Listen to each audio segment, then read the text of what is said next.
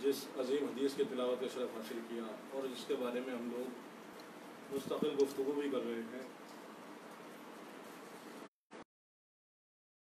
फरमाया कि पूछ किया गया है, मुझे ड्यूटी दी गई है, मुझे दी गई है ले उतम्मिमा कि मैं मंजिल कमाल तक पहुँचा दूँ मकारिम अल अखलाक,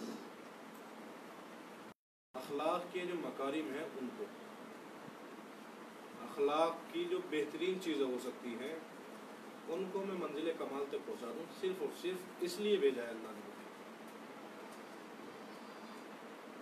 सिर्फ और सिर्फ इसलिए मुझे अल्लाह ने मबूस किया है कि मैं अखलाक के जो मकारिम हैं, बेहतरीन चीज़ें हैं अखलाक की, उनको कमाल तक पहुँचा दूँ।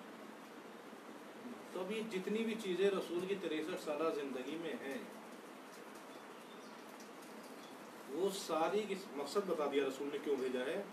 तो अब अगर रसूल कुछ भी काम अंजाम देंगे तो समझ जाइए कि वो काम अखलाक के मकारिम को कमाल तक पहुंचाने के लिए है।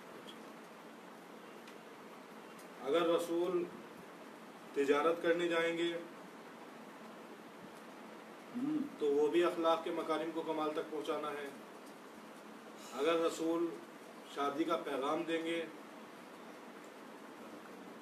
वो भी अखलाक के मकारिम को कमाल तक पहुंचाना है। अगर रसूल अपनी शादी के लिए निकाह पढ़ने के लिए किसी और को अपॉइंट करेंगे वो भी अखलाक के मकारिम को कमाल तक पहुंचाना है। अगर अपनी शादी के लिए अपने बुजुर्ग चचा से मशवरा करेंगे ये भी अखलाक के मकारिम को कमाल तक पहुंचाना है। अगर दावत देंगे लोगों को मकारिम अखलाक को कमाल तक पहुंचाना है। अगर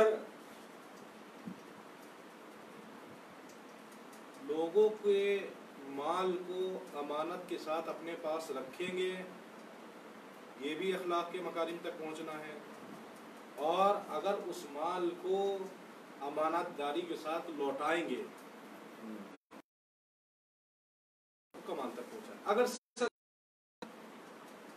ये भी मकारिम अखलाक। झूठ से रोकेंगे, अगर अमनियत कायम करने के लिए काफिरों के साथ मिल बैठकर कोई प्लानिंग करेंगे और कोई मुआहिदा बनाएंगे, करार देंगे तो वो भी मकारिम अखलाक ही है। अगर एक अंडरस्टैंडिंग काफिरों के साथ बैठकर की जाए कि अमनियत कायम रहे तो वो भी अखलाकियात है। मिसाल दे रहा हूं मैं रसूल की जिंदगी से। मसलन लोग आते थे, हज हमेशा से होता आया है, लोग जो हज करने आते थे, बहरहाल ये पूरी तारीख है, कभी कोई सीरीज हज में पढ़ूंगा तो उसमें अर्ज करूंगा। बुत रखे हुए थे, लोग आते थे, काफिर आते थे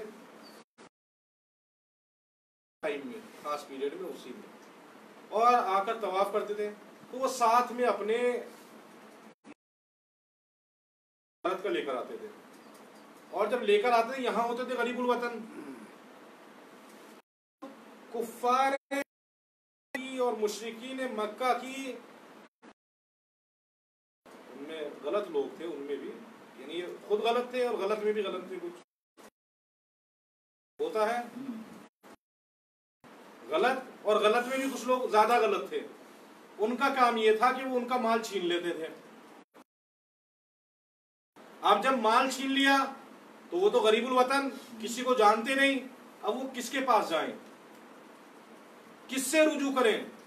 कोई अथॉरिटी नहीं है कि जिसके पास जाएं शिकायत लेके कि हमारा माल छीन गया, क्या करें, दिलाएं। माल ले लिया, पैसा नहीं दिया, पैसा मार लिया, क्या करें ये लोग? इस्लाम का ऐलान रसूल ने पैगाम आम नहीं दिया। अभी मक्का मुसलमान नहीं हुआ, काफिर हैं, मक्के में बुत रखे हुए हैं खाने काबा में, वहीं पर रसूल इस्लाम उन कुफ्फार के साथ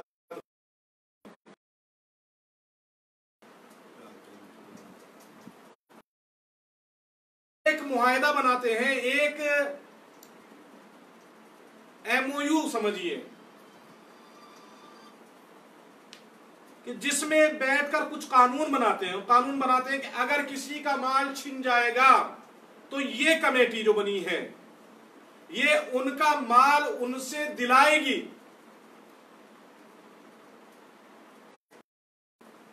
तो अगर किसी मरहले में कुफ्फार के साथ भी आपको अंडरस्टैंडिंग करनी हो तो ये भी अखलाकियात है, अखलाकियात का।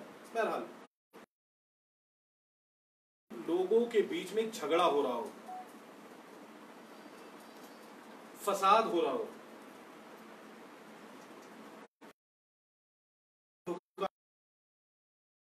ये भी मकारिम अखलाक है। ये ना सोचिए कि हमारे दुश्मन हैं, लड़ रहे हैं, अच्छी बात है। हमारे दुश्मन है, झगड़ा हो रहा है, अच्छी बात है। अगर आप ये देखकर खामोश है कि हमारे दुश्मन लड़ रहे हैं तो इसका मतलब यह है कि आप अखलाक के दर्जों पर नहीं है। तारीख लिखती है कि खाने काबा बाढ़ में बह गया, दोबारा से तामीर हुई, अब संगे असवद रखने की बारी आई। शरफ 4 कबीले तलवारें खिंच गई कि भाई ये तो कयामत तक का नाम हो जाएगा। इस कबीले ने नस्ब किया था हजर असवद, हर कोई कह रहा है हम नस्ब करेंगे, कोई झुकने को तैयार नहीं। कुफ्फार सब तलवारें लिए खड़े हैं, हम लोग तो लड़ लें, कुछ ही बचे। हुआ कि चले कल जो भी सबसे पहले आता दिखाई दे खाने काबा में उसको अपना हकम बना लेंगे, उससे फैसला करेंगे कौन नस्ब करेगा। तारीख लिखती है अगला दिन नमूदार हुआ, सामने खाने काबा में आफ्ताब रिसालत तशरीफ लाए।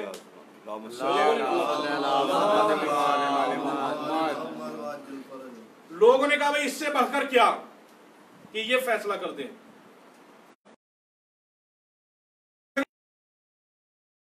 है संगे असवद को रखना है खाने काबे की दीवार में, और हमारे बीच में फैसला कर दीजिए कौन रखेगा।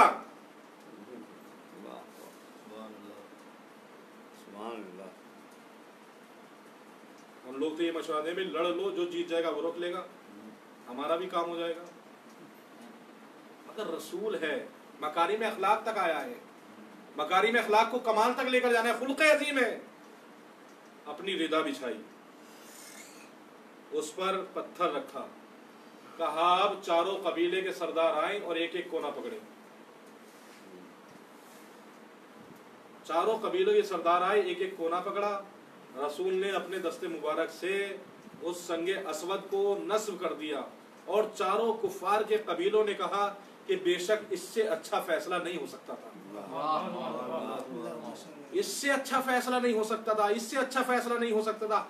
समझिए कि जिस माशरे में रह रहे हैं आप, वहां पर अगर फसाद पैदा होने वाला हो और आप उम्मत मोहम्मदी में हैं तो आपके अखलाक का तकाजा ये होना चाहिए कि उस फसाद को मिटाया कैसे जाए, ना ये कि हवा दी जाए।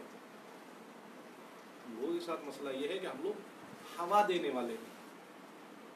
ध्यान रखें, अलबत्ता ये कहावत है, कोई शरीयत का हुक्म नहीं है, तो मैं आप लिखूंगा पेश कर रहा हूं कि झूठे का सच्चे का झूठ भी अमनियत लेकर आ जाता है और झूठे का सच भी फसाद पैदा करा देता है।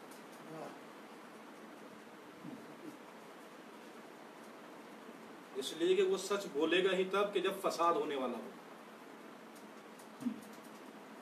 वो हमारे बारे में ऐसा कहते, हाँ ऐसा कह रहे थे। कुछ मराहिल में जहां पर झूठ बोलने की इजाजत दी गई है, उसमें एक ये है कि अगर दो लोगों के दरमियान फसाद होने वाला हो तो तुम वहां झूठ बोल दो ताकि वो फसाद हो जाए। ये हम जैसे लोगों की मंजिल है। जो मकारिम अखलाक पर हो वो सच बोलेगा और उसका सच फसाद पैदा नहीं करेगा, इस्लाह पैदा करेगा। और रसूल ने किस चीज पर लड़ रहे थे? वो नस्ब करने पर। क्या नस्ब किया किसी ने? नहीं। किसने नस्ब किया? रसूल ने। मगर टेक्निक वो इस्तेमाल की कि फसाद पैदा ना हो। मकारिम अखलाक फसाद से बचाने। करबला फसाद से बचाने ही के लिए थी। क्यों हज से उम्रे को तब्दील किया?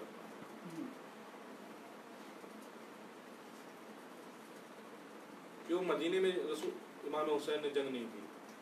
क्यों मक्के में नहीं की? करबला तक हिजरत करके आए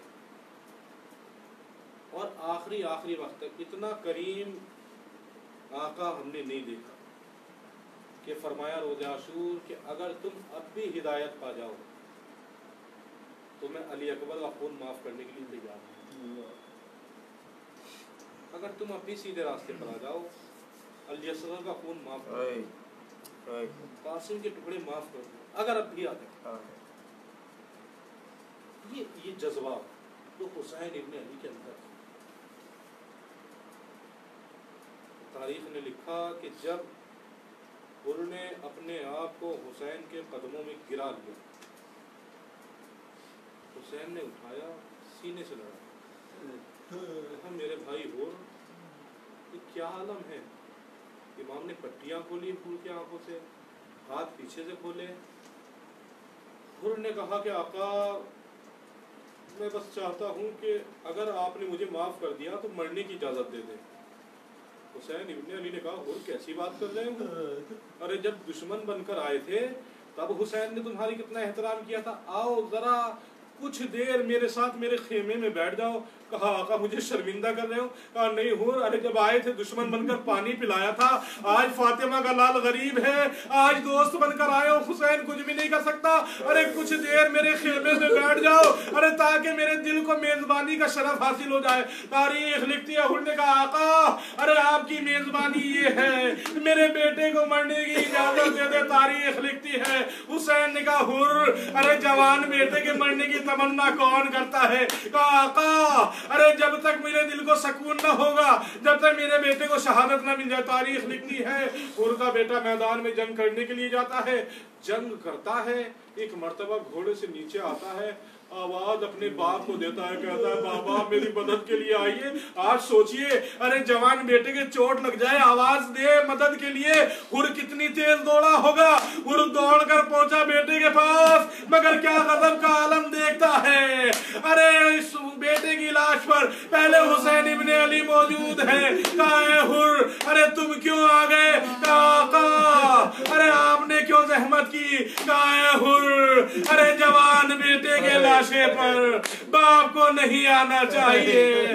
मैं कहूंगा आका, अरे आज हुर का बेटा है, आप मदद को आ गए।